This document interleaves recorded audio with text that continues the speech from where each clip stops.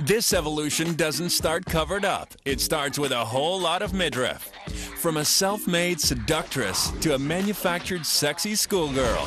From the ultimate megastar to the ultimate tabloid trash. So how do we go from the one many thought would be here one day and gone the next, to the one many wish would just go away? How do we go from like a virgin to I'm a slave for you? Witness the evolution of the Pop-Tart, from Madonna to Britney.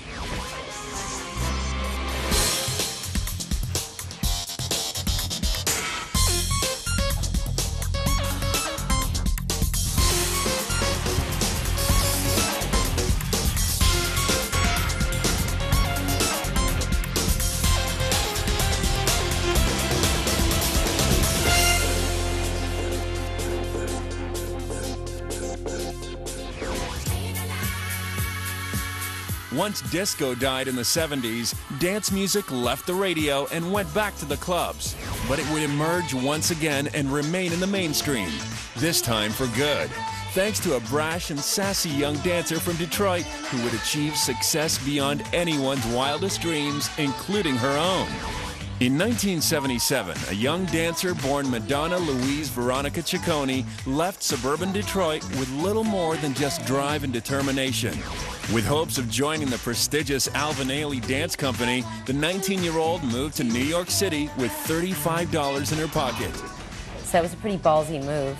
The New York scene of the late 70s, early 80s was a sea of creativity, and Madonna was an active participant.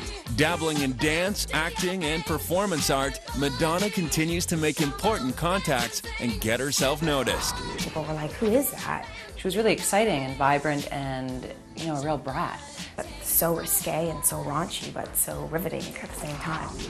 Her first single, Everybody, was a major club hit, and the hype was maintained through her next release, Physical Attraction. Madonna was a particularly powerful female figure in a time when a lot of female artists were seen as contrived or made up by an outside party. She paired up with superstar DJ Jelly Bean Benitez, and her next release, the Benitez-penned Holiday, exploded and took her from the dance charts over to the pop ones. But from the beginning of the 80s era, she for sure brought, you know, dance back. We didn't really have the underground kind of dance music. I mean, she wasn't the only one, but she definitely gave it an entirely new energy. Madonna is responsible for bringing dance music back into the charts because she had a very powerful image, a look. Her songs were poppy and melodic, which is fine, but I think that people, especially young girls, were really attracted to her appearance. The glamorous and exciting 80s are in full swing. Madonna releases her debut album. Each single has a slick, sexy, and innovative video to accompany it. She solidifies her crossover from the underground club scene to a full-on mainstream pop princess as her album makes it to the top 10 on the pop album chart. I did it on my own. Madonna displays traits that set her apart from the very beginning. Not only a great performer, she showed herself to be an astute businesswoman and relentless self-promoter. The year is 1984. Madonna releases Like a Virgin and becomes a superstar. The title track becomes the first of her subsequent 11 U.S. #1 singles. In spite of her undeniable successes, critics won't cut Madonna a break. And now she has some competition. Cyndi Lauper shot out of the blocks with her debut, She's So Unusual. At the time, the company I chose to go with had the audacity to promote something that was different. Though both young women flaunted outrageous fashion style, Madonna's overt sexuality led critics to have more faith in Cyndi's talent. Sure, it's always been difficult for me to be taken seriously because I flaunt my sexuality. Both young songstresses were nominated for Best New Artist Grammy, with Cyndi being declared the winner. Madonna is still thought to be nothing more than a flash in the pan, and Cyndi Lauper is predicted to have a more fruitful career.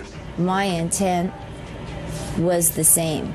I knew who I was, where I was going, and what I was here to say. Cyndi Lauper was a more artistic performer. She was definitely one of the characters of the 80s. Some people thought, oh, okay, you know, Madonna's just going to be a little blimp.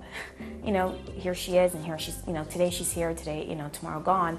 Whereas Cyndi, you know, has longevity, here's a career artist, but boy, were they wrong. Cyndi Lauper stayed a lot more private. We know very little even now about her private life. She was very quirky, and in a way I think Cyndi Lauper eventually became a victim of her own persona. In spite of the emergence of Madonna wannabes like Stacey Q and E.G. Daily, Madonna continues to dominate the airwaves and TV sets with her cheeky dance pop and sexy style. I hesitate in saying that Madonna used sex, although she did. I think it was who she was. It is who she is. Perhaps in response to Madonna's overt sexiness, a new kind of Pop-Tart starts to emerge. Teen queens in age-appropriate mall fashions start to make appearances on music TV and the pop charts. Wholesome Miss Electric youth Debbie Gibson and her trailer park equivalent Tiffany both released their debut albums in 1987. Debbie Gibson and Tiffany were much more palatable for parents. They could digest it a lot easier. They were okay with their little girls idolizing these people, whereas Madonna, no one wanted their daughter to look up to Madonna. No one wanted their daughter to dress like Madonna. Madonna had the belly button, and I don't know what they had. I guess they had talent or something. People, you know, at the labels and the marketing side thought, okay, here's a great idea. Let's you know, pull out all the stops to do the exact opposite of what Madonna was doing. Debbie was somewhat of a child prodigy and became the youngest artist ever to write, perform, and produce a #1 single with her track Foolish Bee. Tiffany worked her acid-washed clad butt off touring shopping malls across America. They thought of the shopping mall tour because they had this young artist and they didn't really know what to do with me. Tiffany was crowned the youngest female artist to have an album reach Billboard's #1 spot. They definitely were very sterile, very squeaky clean sort of figures that, you know, if you had a Madonna-loving daughter and Debbie Gibson came along, she came with her own abstinence package, which was her electric youth perfume. I mean, spray that on and sex appeal disappears. They may have been good little girls once, but they certainly grew up. Long after they both were little more than a memory, both Tiffany and Debbie Gibson, Deborah, posed in Playboy, hoping to restart their careers. Still to come on Evolution, from Madonna to Britney, so many flavors of Pop-Tart to choose from. Could sex possibly stop selling? It's survival of the fittest, so mutate or step aside as Evolution continues.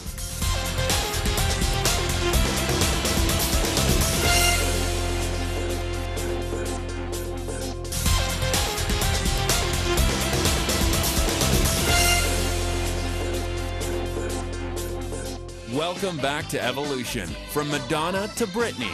Before the break, we witnessed Madonna transform herself from ambitious young dancer to burgeoning club star to full-on boy toy superstar.